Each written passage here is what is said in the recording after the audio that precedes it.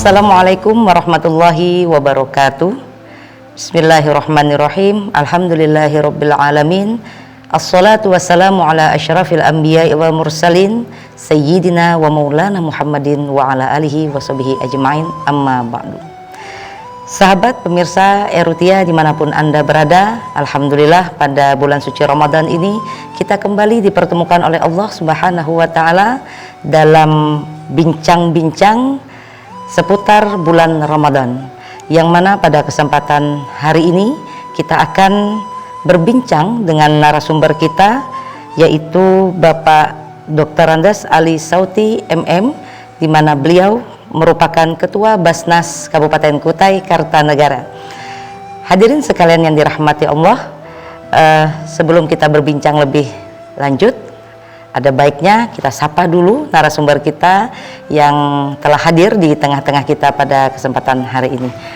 Assalamualaikum warahmatullahi wabarakatuh, Pak Haji Ali. Waalaikumsalam warahmatullahi wabarakatuh. Ibu. Sehat Pak ya? Alhamdulillah. Alhamdulillah sehat. Masih puasa nih Pak? Alhamdulillah. Alhamdulillah, insya Allah. Baik, pada tema kita pada hari ini adalah zakat, harta bersih, hati tenang. Bapak, berbicara tentang zakat, tidak lama lagi kita akan memasuki Hari Raya Idul Fitri, yang mana sebelum memasuki Hari Raya Idul Fitri, kita sebagai umat muslim dari awal Ramadan telah diberikan kewajiban oleh Allah Subhanahu wa taala untuk menunaikan salah satu kewajibannya, yaitu membayar zakat. Nah, sebelumnya nih Pak, bagaimana sebenarnya pengertian dari zakat fitrah itu sendiri, hukumnya dan keutamaan dalam membayar zakat? Tafadhol Ustaz. Assalamualaikum warahmatullahi wabarakatuh. Assalamualaikum warahmatullahi wabarakatuh. Alhamdulillahirabbil alamin, hamdan yuwafi ni'ma yukafi mazida. Ya Rabbana lakal hamd kama yanbaghi li jalali wajhikal karim wa azimi sultanik. Subhanaka la ilma lana illa ma 'allamtana innaka antal alimul hakim. Wala haula wala quwwata illa billahil aliyyil azim. Amma ba'd. Pertama-tama mari kita selalu bersyukur kepada Allah Subhanahu wa taala, di mana saat ini kita masih diberikan kesehatan, masih diberikan kesempatan, terutamanya rahmat dari Allah Subhanahu wa taala, sampai pada hari ini kita masih dapat melaksanakan ibadah puasa yang ke-19 hari kalau tidak salah ya. Para pemirsa TV Ruqyah, menjawab daripada apa yang ditanyakan oleh Mbak Wiwi, bahwa zakat ini merupakan salah satu rukun Islam yang kelima. Di dalam hadis Rasulullah Sallallahu Alaihi Wasallam bersabda, bunyanul Islam ala khamsin, syahadati an la ilaha illallah wa anna muhammadar rasulullah wa iqamus shalah wa aduz zakah wa shaumu ramadan wa hajjul bait. Dari 5 pilar yang sesuai dengan hadis Rasulullah ini, ada yang kita fokus membahas adalah zakat. Zakat ini ada 2 hal. Yang pertama namanya zakat mal. Kemudian yang kedua namanya zakat fitrah. Kalau zakat mal ini sudah ditentukan nisabnya, jumlahnya, kemudian haulnya, sehingga orang yang berkewajiban membayar zakat malnya ini adalah orang-orang yang termasuk golongan agniya, orang yang kaya, orang yang mampu. Nah, di dalam hal ini juga termasuk namanya zakat profesi. Jadi dalam hal zakat mal ini di dalamnya juga ada namanya zakat profesi atau yang lazimnya disebut zakat pendapatan penghasilan bagi seseorang, terutama bagi pegawai ASN yang sudah memiliki jumlah yang sudah ditentukan, yang sudah ditetapkan itu. Nah, kemudian yang kedua ada namanya zakat fitrah. Zakat fitrah ini berkaitan dengan orang-orang yang berada di bulan Ramadan, baik sedang melaksanakan puasanya ataupun ada halangan-halangan berdasarkan hukum syar'i.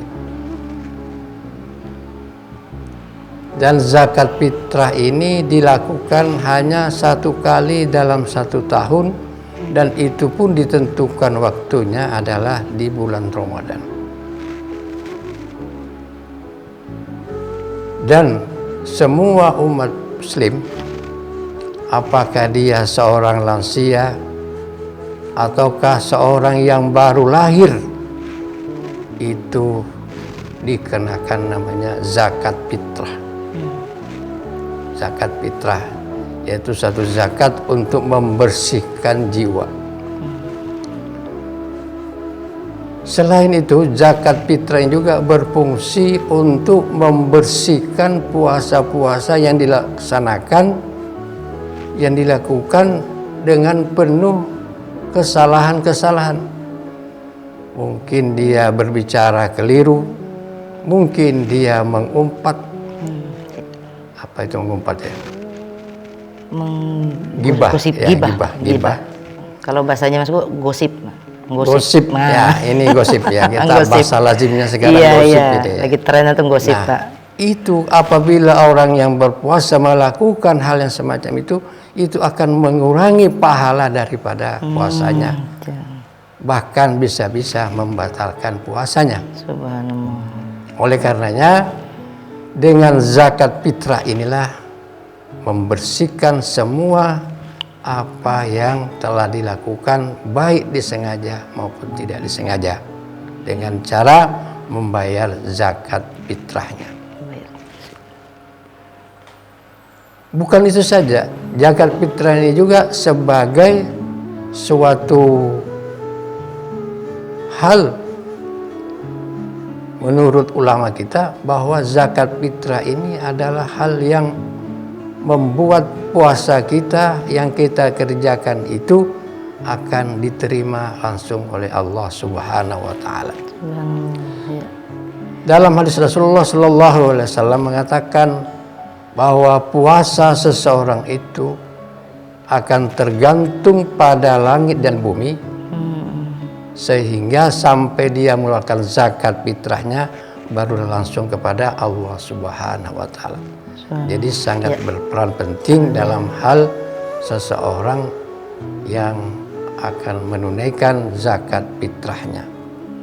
Dan ini wajib bagi seorang muslim, seperti dikatakan tadi bahwa zakat fitrah ini wajib bagi seorang muslim, apakah dia sudah lansianya sakit-sakit lagi, Ya.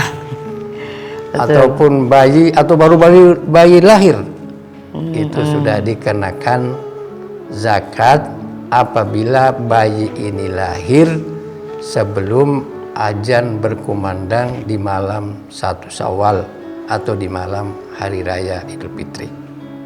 Mungkin itu penjelasan. Baik, kalau begitu Pak, berarti zakat fitrah ini kan merupakan suatu kewajiban bagi setiap muslim, Pak ya. Tadi Bapak sudah menjelaskan bahwasanya zakat itu ada zakat harta, ada zakat profesi, ada zakat fitrah. Nah, berkaitan dengan bulan Ramadan ini, tentu adalah kita mengeluarkan yang namanya zakat fitrah. Tadi Bapak sudah singgung bahwasanya itu merupakan kewajiban bagi setiap muslim. Nah, yang menjadi pertanyaan Pak, siapakah yang berkewajiban dalam hal ini? Apakah ada batasan? Mohon maaf, Pak, apakah ada batasan bagi seseorang, batasan umur dalam hal ini, Pak, bagi seseorang itu untuk membayar zakat? Apakah dia harus balik dulu ataukah bagaimana gitu? Dan yang berkewajiban membayar zakatnya ini siapa, Pak? Apakah juga harus diri dia sendiri atau bagaimana, Pak? Mungkin ada beberapa dari pemirsa yang belum paham sama sekali nih, Pak, tentang permasalahan yang siapa yang membayarkan zakat bagi dirinya gitu. Silakan, Pak. Terima kasih. Jadi dalam hal ini zakat fitrah itu diwajibkan seluruh muslim, laki-laki, perempuan, orang tua, sakit, yang baru lahir tadi, itu dikenakan wajib membayar zakatnya. Nah, bagi bayi tentu tidak bisa dia membayarkan sendiri zakatnya, tetapi itu adalah tanggung jawab daripada kedua orang tuanya. Orang tuanya lah yang bertanggung jawab untuk mengeluarkan zakat yang baru anaknya yang baru lahir itu. Kalau orang tuanya, Pak, sudah sepuh gitu, yang dia tidak punya penghasilan sendiri, maka yang berkewajiban untuk membayarkan zakatnya siapa, Pak? Itu ada hadis yang lain bahwa mengatakan kalau memang pada saat pembayaran zakat fitrahnya di akhir daripada bulan Ramadan atau di awal bulan Syawal, atau paling lambat sebelum khatib naik ke mimbar, maka itu boleh saja dia tidak mengeluarkan zakat fitrahnya dengan kondisi yang memang tidak mampu. Kecuali mungkin kalau ada anaknya, Pak, ya, yang menanggung gitu, atau itu bisa nggak, Pak, anaknya membayarkan zakat untuk orang tuanya gitu, karena dia tinggal dengan anaknya umpamanya seperti itu. Apakah boleh anaknya membayarkan zakat fitrah dari orang tuanya? Boleh, Pak, ya. Jadi anak-anak yang anaknya orang tua ini tadi memang sudah tidak mampu, tetapi dibayarkan zakatnya oleh anaknya. Ini salah satu pengabdian anak kepada orang tuanya. Orang tuanya. Baik. Nah, kalau begitu, Pak, bagaimana sebenarnya takaran yang dianjurkan oleh agama kita dalam membayar zakat? Tadi pembayaran zakat kan terkadang kalau kita lihat di masyarakat ini, pemirsa, ada yang membayar pakai beras, ada yang membayar pakai uang, Pak. Nah, ini bagaimana cara kita untuk membayarkan zakat fitrah tersebut? Tapi sebelum dijawab, Pak, mari sama-sama kita saksikan komersial break berikut ini.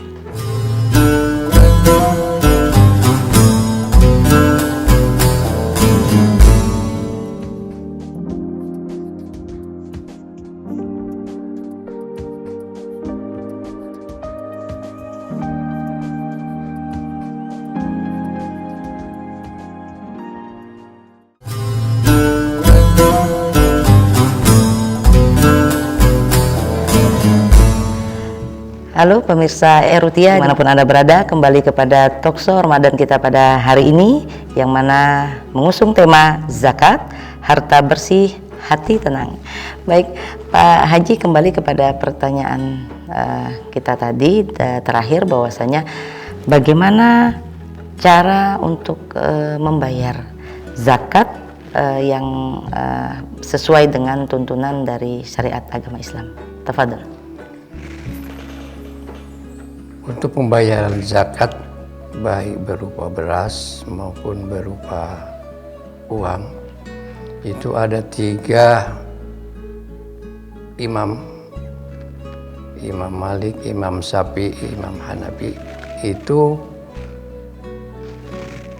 sebaiknya mengeluarkan zakat itu dengan beras.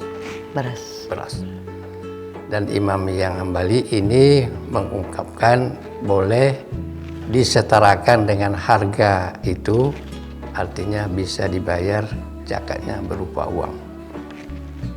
Oleh karenanya dua hal ini, apakah seseorang itu membayar zakatnya berupa beras ataupun berupa uang, dari segi syariatnya tidak dipersoalkan, tidak ada masalah. Nah, yang menjadi masalah itu ketika orang membayar zakat itu harus disertai dengan niat. Nah, kalau seseorang membayar zakat fitrahnya tetapi tidak disertai dengan niat, maka itu bisa menjadi batal daripada pembayaran zakat fitrahnya. Karena umumnya kita di Indonesia, terutama di wilayah kita ini, rata-rata yang namanya berbahasa Al-Quran, bahasa Arab itu susah dimengerti, tapi itu bisa diimplementasikan dengan pengucapan bahasa kita, bahasa Indonesia. Sengaja aku melakukan zakat fitrahku dan beserta tanggunganku, berapa orang disebut gitu. Tahun ini fardu karena Allah Ta'ala. Itu sudah sama dengan ucapan yang bahasa yang ada bahasa Arab itu, nawaitu akhrujul, itu juga.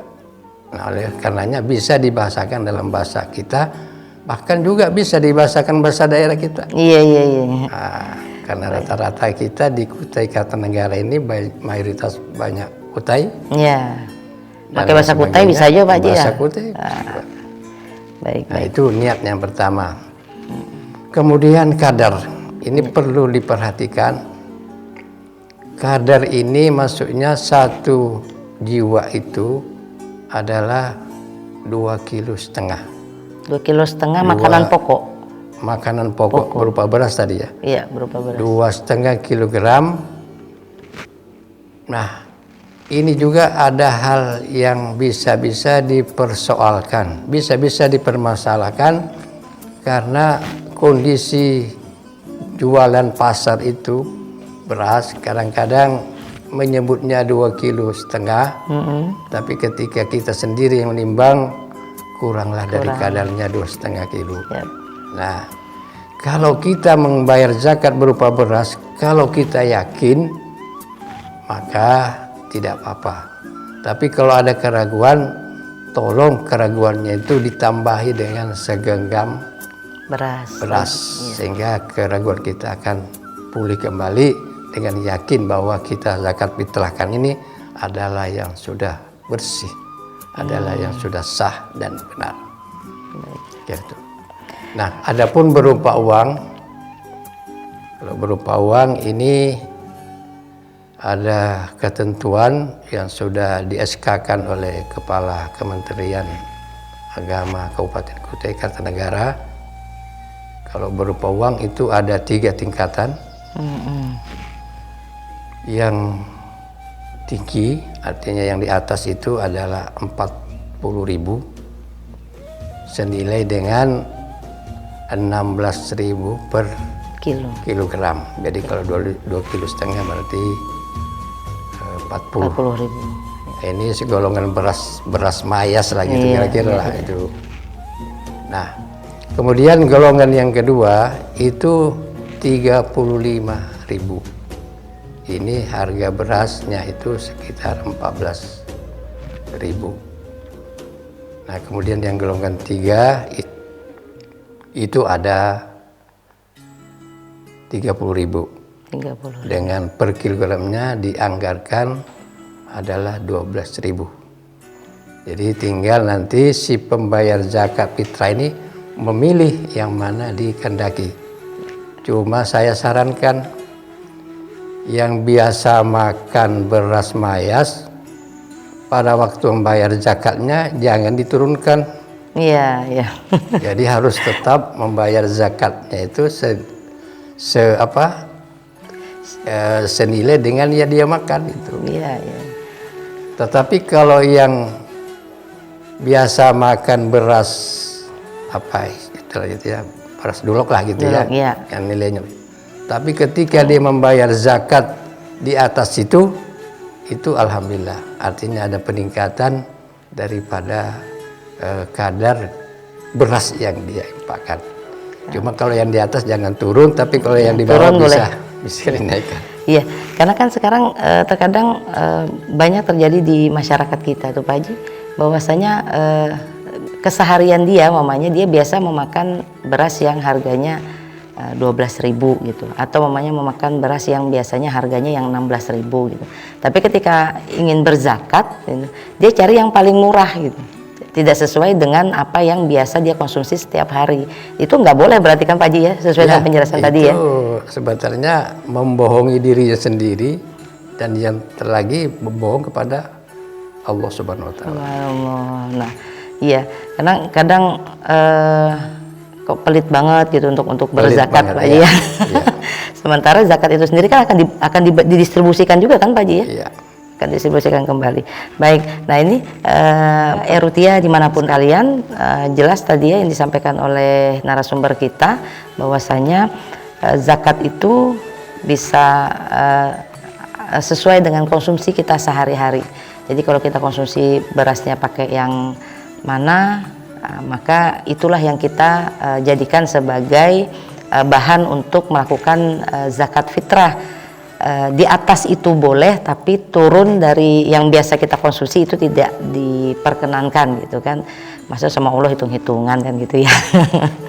Baik, selanjutnya nih Pak Haji, yang ingin saya tanyakan, kan tadi ada uang, ada beras. Nah, dan zakat itu kewajiban bagi setiap muslim.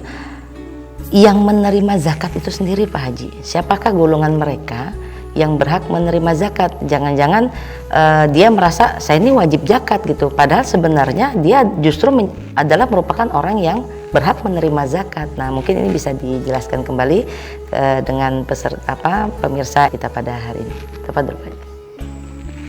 Khusus zakat fitrah ini memang tidak sama dengan zakat mal tadi atau zakat profesi. Jadi seseorang yang berkewajiban membayar zakat fitrahnya, dia juga bisa nanti menerima zakat fitrah lagi. Artinya dia mau mengerjakan kewajibannya sebagai muslim membayar zakat fitrahnya, suatu saat ada yang memberikan zakat fitrah juga, itu juga haknya. Jadi haknya disalurkan itu apakah melalui UPZ yang ada di masjid. Itu biasanya UPZ di masjid itu yang di-SK-kan oleh Basnas Kabupaten, itu sudah kita informasikan supaya di dalam segi pendistribusian zakat fitrah itu harus adil. Harus adil sehingga nanti tidak ada keluhan atau pembicaraan negatif daripada masyarakat. Jadi ini kita hindari. Oleh karenanya UPZ yang sudah dibentuk itu kita sudah berikan semacam mengingatkan dirinya supaya tidak melakukan hal-hal yang bisa menimbulkan dugaan negatif kepada masyarakatnya. Nah, oleh karenanya penyaluran zakat itu disalurkan dengan 8 golongan. 8 golongan. Yang pertama itu adalah fakir, kemudian miskin, kemudian namanya amil sendiri. Amil sendiri ya, di UPZ itu. Kemudian mu'allab, nah, itu juga mu'allab. Mu'allab ini orang yang pertama atau orang yang masuk Islam gitu ya, mu'allab. Kemudian golongan fisabilillah, ibnu sabil, orang yang garim ini, dan ini jarang juga kita temukan garim ini. Nah, itu 8 golongan itulah yang berhak menerima zakat fitrah itu, apakah berupa beras ataupun berupa uang. Cuma begini, kadang-kadang di satu lembaga UPZ masjid atau musholla atau yang lainnya, yang tidak banyak kita temukan itu adalah yang berstatus Buddha. Nah, itu mungkin di negara kita ini sudah tidak ada lagi namanya itu. Tapi kalau yang namanya orang terlilit utang, Ya. itu saat ini mungkin hampir semuanya ya kita terlilit utang. Tetapi terlilit utang ini bukan yang itu dimaksud, tapi terlilit utangnya itu untuk keperluan ke dirinya sendiri. Mesti makan, kalau tidak makan bisa macam-macam.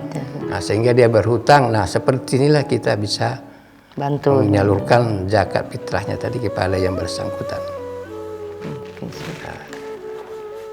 Baik, jadi tadi zakat itu disalurkan kepada 8 golongan tadi Pak Haji ya.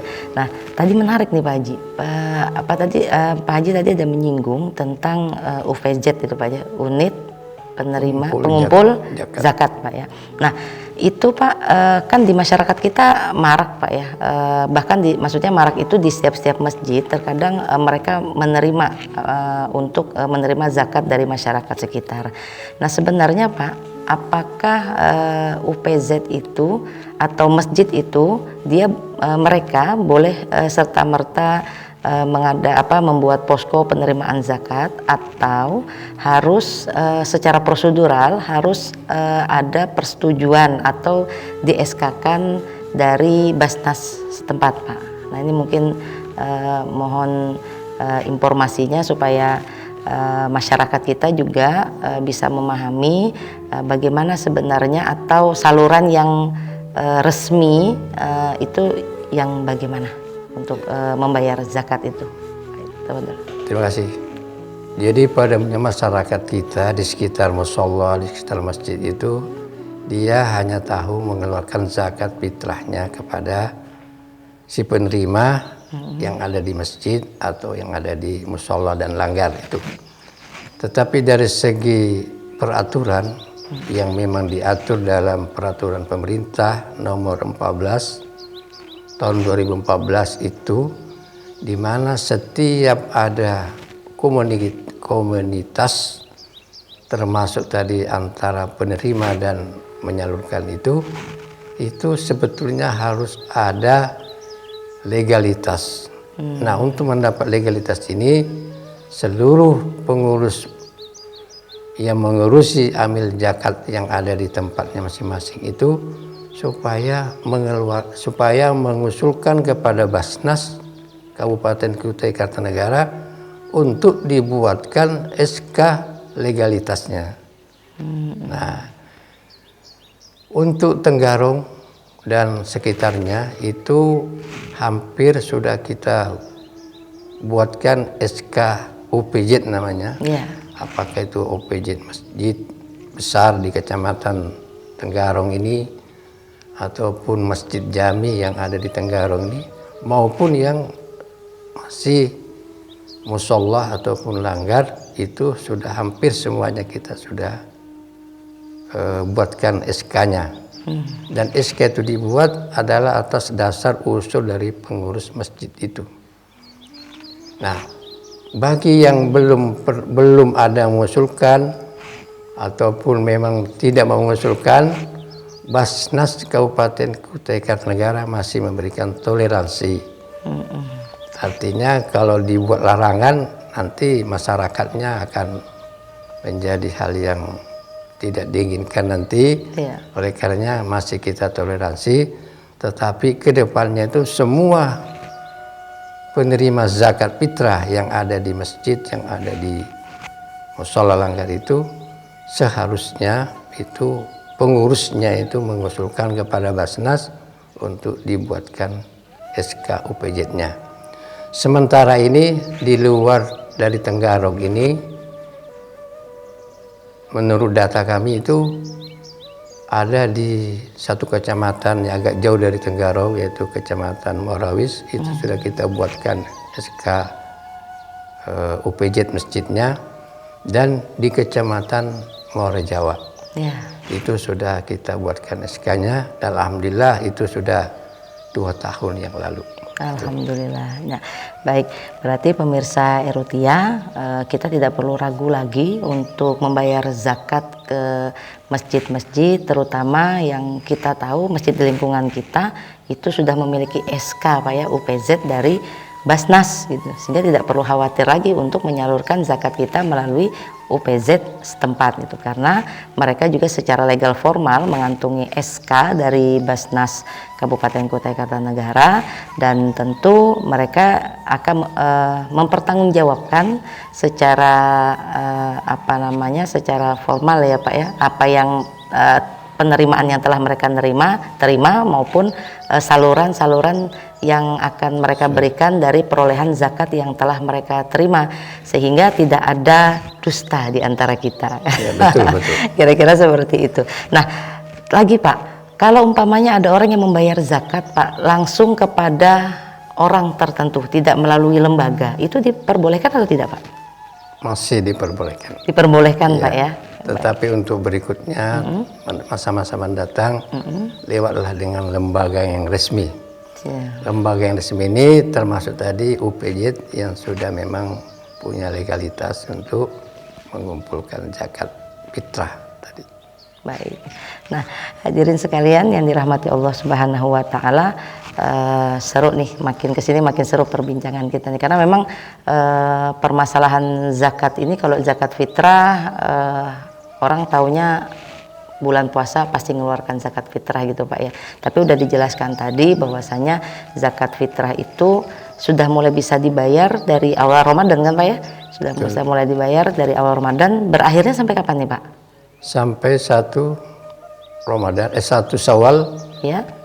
Paling terakhir sekali sebelum khatib naik ke mimbar. Artinya sebelum sholat aja. Sebelum. Berarti siapa tahu nih, karena ada kesibukan atau juga mungkin anak yang baru lahir Pak ya, melahirkan pamannya ibunya jam 3 subuh, jam 4 subuh gitu, atau habis subuh sekalipun, selama khotib belum naik ke atas mimbar, maka bapaknya cepat-cepat mengeluarkan zakat fitrah untuk anak tersebut ya. Gimana Pak? Jadi khusus tadi yang disampaikan bahwa bayi yang lahir itu yang dimaksudkan dia lahir sebelum berkumandang azan maghrib di malam hari raya itu. Oh, di maghrib di? Ya, sebelum azan maghrib. Okay. Artinya dia lahir sebelum itu, berarti sih yang lahirnya itu. Nah, itu yang dikenakan zakat fitrah. Oh iya. Tapi kalau bayinya itu lahirnya setelah azan maghrib, itu tidak wajib membayar zakat. Tidak wajib membayar zakat. Nah, kenapa tadi saya katakan demikian Pak? Kadang pemahaman sebagian masyarakat kita itu yang penting maksudnya itu azan khotib sebelum naik ke atas mimbar itu termasuk kelahiran juga di situ. Ternyata tidak ya Pak ya? Iya. Okay. Jadi ada benteng di situ. Ada benteng betul. Sama juga dengan yang hidup. Yang hidup ketika azan maghrib, maka juga tidak wajib membayar zakatnya. Kalau dia sebelum azan maghrib, yang selain anak yang baru lahir tadi, betul. Kemudian dia wafat, maka dia tidak wajib membayar zakat fitrahnya itu. Subhanallah, detail sekali memang Islam. Tetapi kalau misalnya begitu azan maghrib, kemudian dia wafat, maka disitulah wajib dibayarkan zakatnya oleh ahli warisnya. Baik. Nah, ini makin ramai ini masalah zakat ini, soalnya gampang-gampang susah nih gitu ngomongin zakat ini kan. Kira-kira Pak tadi udah dijelaskan siapa saja yang menerima zakat, kadar zakatnya dan sebagainya tadi. Program Basnas sendiri nih Pak, Kabupaten Kutai Kartanegara dalam hal zakat ini bagaimana Pak? Ya, jadi tadi kita sepanjang acara ini kita membicara masalah zakat fitrah. Padahal zakat fitrah ini Basnas hanya mengkoordinasikan, memonitoring pelaksanaannya dan semua hasil penerimaannya UPJ maupun yang belum UPJ itu mendistribusikan kepada masyarakat di sekitar masjid dan musallahnya tadi. Kita hanya minta laporannya. Nah, tetapi ada yang menarik bahwa Basnas itu di samping menangani masalah zakat fitrah yang hanya berupa laporan, baik berupa beras berapa ton, kemudian berupa uang berapa juta gitu, itu kita hanya menerima laporan. Tetapi yang ditangani serius itu oleh Basnas sekarang ini adalah bagaimana para khususnya ASN atau aparatur sipil negara ini mengeluarkan zakat malnya itu kepada Basnas atau melalui OPJ-nya sendiri yang ada di dinas, badan, dan sekretariat yang sudah memang kita bentuk di masing-masing lingkungannya itu. Nah, mungkin yang ditanyakan tadi bagaimana pendistribusiannya itu, bahwa sesuai dengan ketentuan yang dimiliki, maksud kami aturan PP nomor 14 tahun 2014, kemudian peraturan Basnas nomor 2 tahun 2016 itu, di mana dikehendaki semua pengumpulan zakat yang dikumpulkan itu harus disetorkan kepada Basnas Kabupaten, baik disetor langsung maupun melalui transfer melalui rekening bank sekarang ini Bank Syariah. Bank Syariah Indonesia. Bank Syariah Indonesia. BSI Pak ya. Dan juga BPD Kaltim Tara. BPD itu Kaltim kita ada Tara, rekening di sana. Ini bisalah kalau seperti yang jauh-jauh tuh bisa mentransfer dana yang dia kumpul, karena kita beranggapan bahwa di semua kecamatan sudah ada Bank Kaltim Tara. Iya.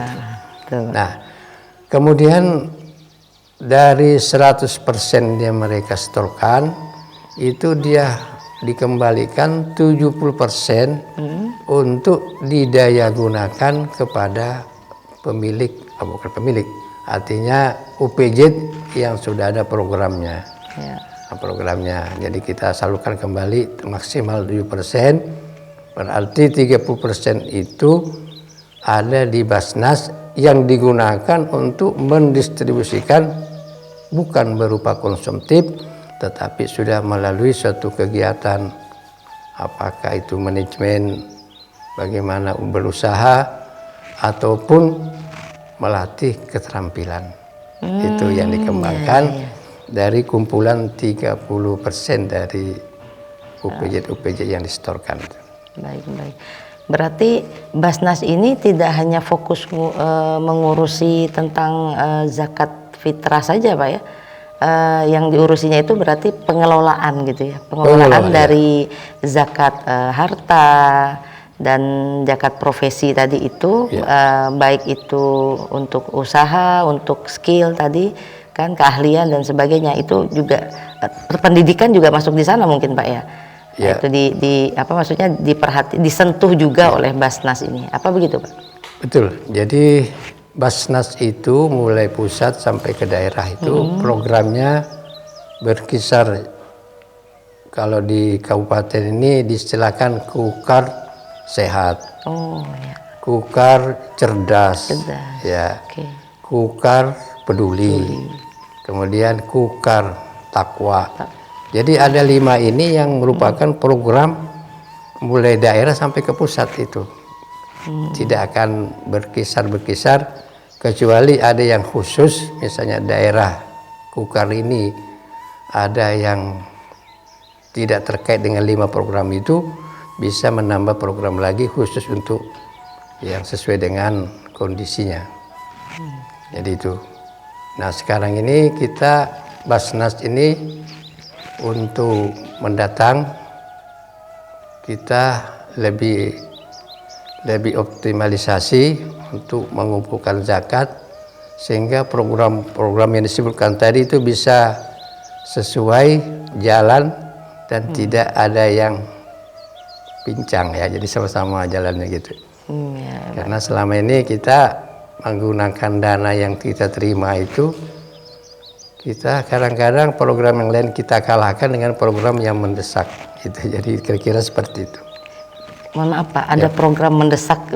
Yang mendesak, program mendesak itu seperti apa tuh Pak Haji? Ya. Nah, ini asik nih bagaimana. Ya. Tapi sebentar Pak Haji, sebelum Pak Haji menjawab, kita mendesak juga nih komersial break berikut ini. Sampai ketemu lagi, tetap di kursi Anda.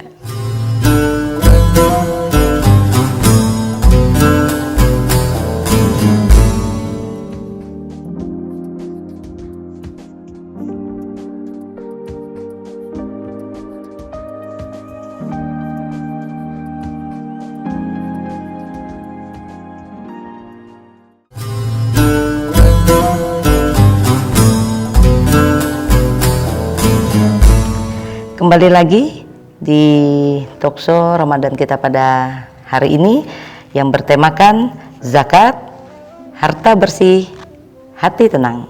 Baik Pak, kembali tadi ke pertanyaan terakhir kita, ada sesuatu hal yang mendesak tadi bilang Bapak. Nah, mungkin bisa dijelaskan apa itu Pak? Ya. Terima kasih. Jadi yang dimasukkan dengan menjelas apa yang Mendesak tadi. mendesak Ya. itu seperti adanya korban kebakaran. Oh, ya. Itu tidak masuk di dalam program kita, Iya. tapi karena ada yang mendesak, program yang lainnya bisa kita Tunda. tunda, Iya. sehingga program yang mendesak ini bisa jalan sesuai dengan Jadi disalurkan kondisi. gitu Pak ya, bagi mereka yang didahulukan, terima. ya, gitu. Oke. Ya. Salurkan bagi yang dapat musibah tadi seperti Iya, itu Pak dapat ya. musibah. Baik. Nah, ini Pak yang terakhir nih menanyakan tentang selama kita sudah hampir 2 tahun kurang lebih Pak ya, Indonesia berada pada masa pandemi Pak. Kita dilanda yang namanya wabah virus corona COVID-19. Nah, dengan adanya wabah corona Pak, apakah penerimaan zakat selama pandemi ini ada mengalami peningkatan atau penurunan dibanding tahun-tahun sebelumnya Pak? Ya. Silakan. Berkaitan dengan kondisi pandemi sekarang ini, memang Basnas itu mengalami semacam hambatan-hambatan, terutama dari segi sosialisasi. Artinya kita harus sosialisasi ke satu tempat, dan di tempat yang kita tuju itu kita harapkan bisa mendapat penerimaan zakat di sana. Tetapi alhamdulillah, walaupun penurunannya ada, tetapi kegiatan Basnas itu tetap berjalan seperti sebelum ada COVID. Tahun kemarin kita sudah masuk COVID itu ya, COVID-19, tapi kita masih menyalurkan kepada mustahik, ditambah dengan ada namanya ojek online. Nah, kita bantu di sana karena kita berpikir dengan musim itu, pandemi ini, pendapatan mereka itu rata-rata menurun. Oleh karena kita bantu berupa sembako kepada mereka. Begitu juga yang berjualan yang pakai dorong, pakai gerobak, itu sebelum pandemik dia bisa tersenyum, ketawa. Tapi ketika pandemik ini melanda, mereka itu sedih dan sebagainya, karena pendapatannya untuk belanja belanja ke gerobak itu ya, ke jualannya itu sudah berkurang hampir di bawah 50%. Jadi itu mengakibatkan mereka. Nah, ini kita juga perhatikan. Nah, untuk tahun ini juga hal yang sama, tetapi tahun ini kita tidak berupa sembako, tapi berupa uang tunai. Uang tunai. Kita bagikan itu 1 hari setelah kita laksanakan acara namanya Kukar Berzakat. Kukar Berzakat ini nanti insya Allah itu dilaksanakan pada tanggal 5 Mei. Tanggal 5 Mei Pak ya? Iya, kita sudah koordinasi dengan bagian protokol. Jadi mudah-mudahan bisa berjalan. Nah setelah itu besoknya baru kita menyalurkan kepada mustahik termasuk tadi yang disebutkan di atas. Yang menerima zakat untuk yang terima zakat yang kita terima ini. Tapi penerimaan Pak, penerimaan harta zakat fitrah nih Pak, zakat fitrah maupun zakat mal selama pandemi ini Pak, itu apakah ada penurunan gitu Pak, yang dulunya mungkin berapa ratus juta gitu untuk bertahun-tahun sebelumnya, beras mungkin sekian ton gitu. Nah selama pandemi ini apakah ada peningkatan ataukah biasa sama saja seperti tahun-tahun sebelumnya atau penurunan Pak? Ya, khusus untuk zakat fitrah itu malah ada peningkatan penerimaan zakat fitrah. Karena mungkin pada saat dia membayar zakat fitrahnya tahun kemarin itu dia ada rezeki, kemudian dia bisa mengeluarkan kewajibannya zakat fitrah. Zakat fitrah. Tetapi yang mengalami sedikit penurunan itu adalah zakat mal. Di mana zakat mal ini berkaitan dengan para muzaki yang ada di dinas, yang ada di badan, yang ada di sekretariat, bahkan termasuk sekretariat pemerintah daerah itu terkait dengan penerimaan kita. Nah tahun lalu itu menurun dan tahun ini juga kayaknya semakin turun gitu. Semakin turun penerimaan ini dari pembayaran zakat dari muzaki itu tadi. Oh iya baik. Tapi walaupun seperti itu kewajiban mereka untuk membayar zakat, baik itu zakat fitrah maupun zakat harta, itu tetap mereka lakukan Pak ya, hanya saja mungkin keadaannya. Untuk yang zakat fitrah, untuk yang zakat harta mohon maaf itu karena keadaannya tidak memungkinkan, mungkin karena belum sampai nisabnya gitu kan, dan juga keadaan lainnya sehingga mereka tidak bisa mengeluarkan zakat harta sebagaimana mestinya, atau mungkin pendapatannya yang turun gitu Pak ya, sehingga tidak besar yang bisa diberikan untuk zakat hartanya sebagaimana tahun-tahun sebelumnya. Kira-kira begitu ya Pak ya. Baik, Bapak dari sekian panjang tadi sudah Bapak menjelaskan tentang zakat, apa itu zakat, hukumnya seperti apa, siapa kapan waktu untuk mengeluarkan zakat, terus siapa saja yang berhak untuk menerima zakat dan keadaannya, di mana orang boleh mengeluarkan zakat dan sebagainya. Kita sampai pada segmen terakhir yaitu kesimpulan. Nah, tafadhol Pak Haji Ali Sauti untuk bisa memberikan kesimpulan atas materi kita pada hari ini. Silakan Pak. Zakat ini merupakan kewajiban bagi muslim. Kalau zakat fitrah semua muslim, baik yang baru lahir sebelum azan maghrib berkumandang maupun yang tua renta yang masih sakit, masih berbaring di rumah sakit, itu punya kewajiban untuk mengeluarkan zakat fitrahnya.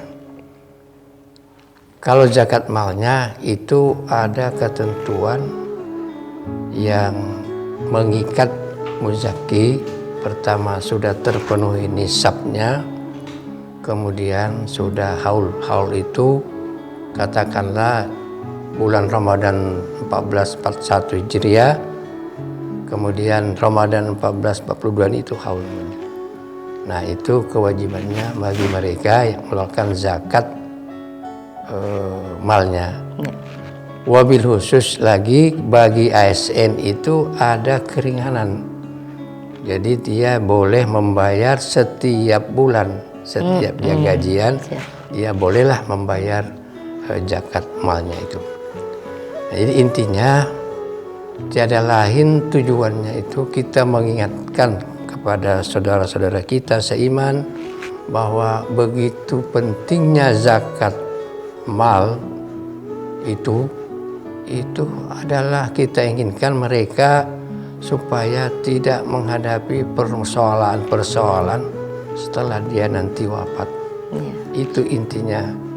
Jadi kalau kami Basnas ini berkoar-koar untuk mengingatkan itu tujuan kita itu untuk supaya mereka selamat nanti setelah dia meninggalkan dunia ini. Itu. Nah, yang terakhir pesan kami bagi muzaki, wabil khusus lagi ASN yang belum terbuka hatinya untuk mengeluarkan zakatnya, dengan mendengarkan ini mudah-mudahan bisa dibukakan oleh Allah Subhanahu wa ta'ala hatinya untuk mengeluarkan kewajibannya itu, yaitu membayar zakat malnya. Saya kira itu. Baik, terima kasih Pak Dr. Andes Haji Ali Sauti MM selaku Ketua Basnas Kabupaten Kutai Kartanegara yang telah meluangkan waktunya untuk berbincang-bincang menyapa sahabat Erutia di rumah, yang mana pada hari ini kita membahas tentang tema zakat. Mudah-mudahan dari apa yang telah dijelaskan oleh Pak Haji Ali tadi bisa memberikan sebuah pencerahan baru bagi kita tentang apa itu makna zakat, sehingga kita betul-betul bisa menjadi hamba Allah yang sempurna, yang tentunya mendapatkan kebahagiaan di dunia dan akhirat. Karena zakat bukan hanya sekedar menjalankan kewajiban, namun zakat juga merupakan salah satu ibadah sosial.